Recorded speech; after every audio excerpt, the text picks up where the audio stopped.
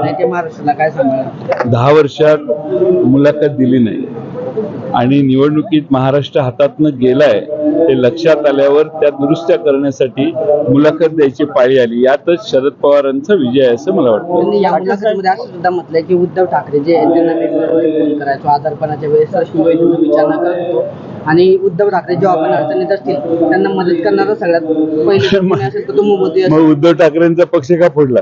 काल तुम्ही ज्या हेलिकॉप्टर प्रवास केला तिथं अंधाऱ्यांचं तेच हेलिकॉप्टर नाही, आज सकाळी मी इस्लामपूरहून पुण्यात आलो आणि ते हेलिकॉप्टर सुषमा अंधारेंना आणण्यासाठी गेलं.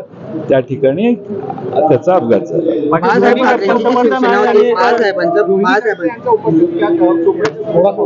मला माहित नाही, मी बघितलं नाही. बाळासाहेबांची जी शिवसेना होती, बाळासाहेबांचं जे पुढे होतं ते कर्ज मी उतरू शकत नाही. मात्र बाळासाहेबांच्या शिवसेनेचा जो मुख्यमंत्री आहे तो मुख्यमंत्री मी केला आणि त्यांना ही श्रद्धांजली दिली असं मोदी. बाळासाहेबांचं कर्ज उतरवू शकत नसते तर मग त्यांनी बाळासाहेबांच्या चिरंजीवांशी आधी चर्चा करायला पाहिजे होती.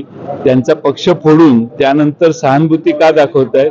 तर सगळ्या महाराष्ट्राची सहानुभूती उद्धव ठाकरे आणि शरद पवार साहेबांच्या मागे आहे आणि म्हणून आता हे 10 वर्षात पहिलीच मुलाखत ही फक्त उद्धव ठाकरे आणि शरद पवार यांचं जे वादळ महाराष्ट्रात तयार झाले ते शांत करण्यासाठी दिली असं माझं मत आहे.